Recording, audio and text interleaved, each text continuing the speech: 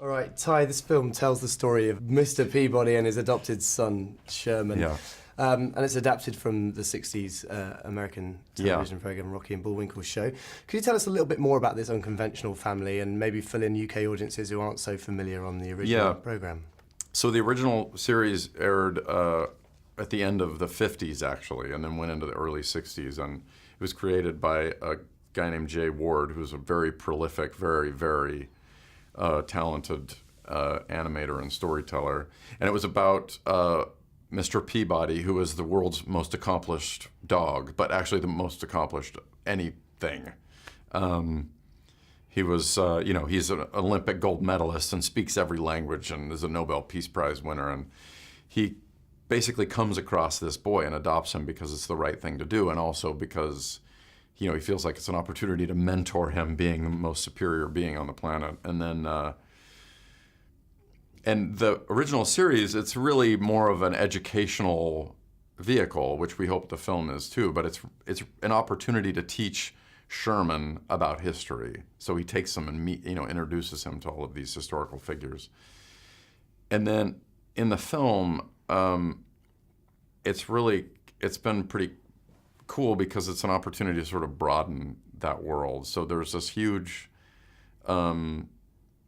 comedy, adventure, time travel element where we're chasing after each other through time. But the through line of the movie is really more about the father and son. It starts as a mentor-protege relationship, but then over the course of the movie,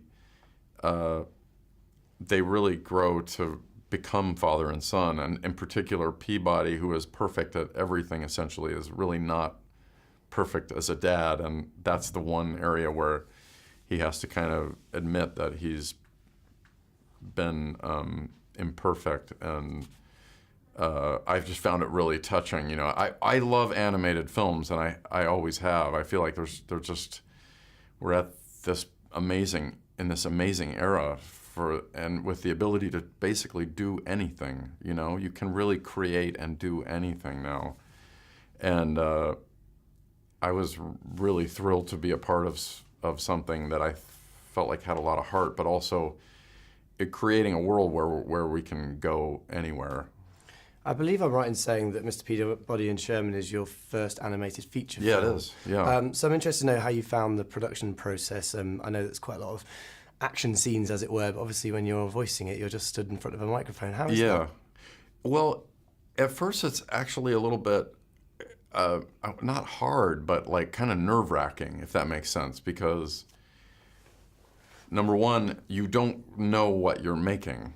You're basically relying on everybody. They're telling you what's happening, but you're just flying by the seat of your pants. And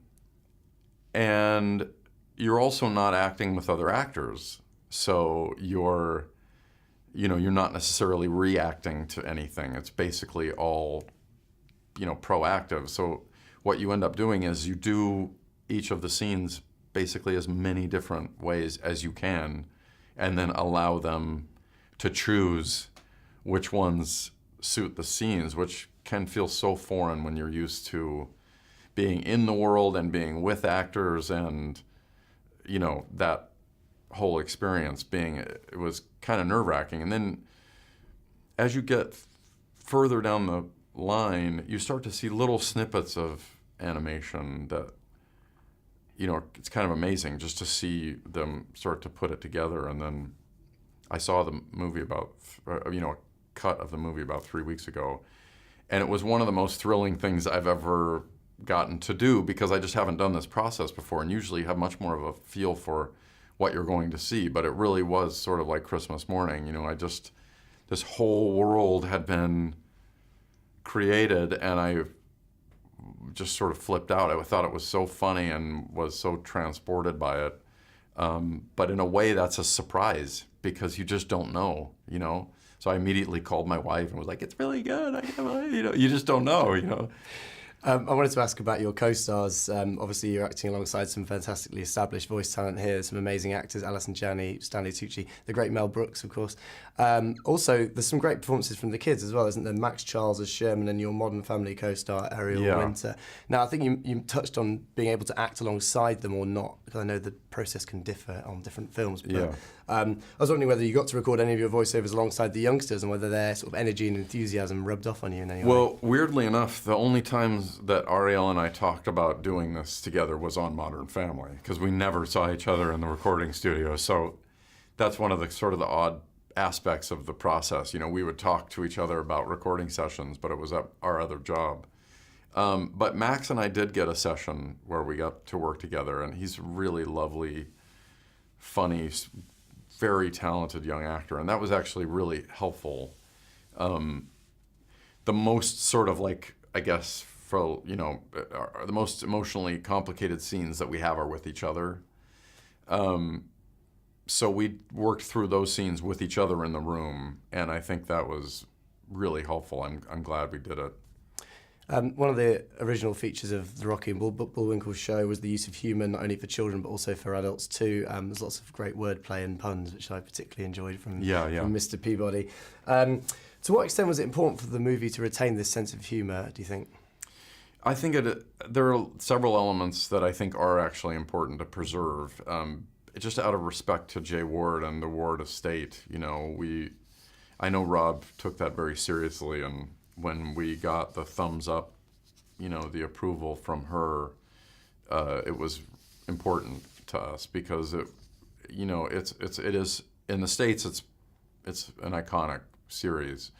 So that was an element that we kept. To me personally, I like it because in addition to him maybe not, you know, having a lot to learn as a dad, I don't think he's great at comedy, which I love. Peabody's weaknesses are the irrational, you know? Like, he tries to explain how to do physical comedy and he fails miserably. I like that about the character, that basically if there's anything rational, he is going to do better than anybody. But, you know, he feels like he can just be a good father because he read it in a textbook, or he knows how to do physical comedy because he's analyzed it, but he's actually terrible at both. So I really appreciated that we kept that stuff because it's very hard. It's you know, you can't really place a character that's perfect because, you know, it doesn't exist. So, Ty, real pleasure to meet you. Thank you. You too. Thank you.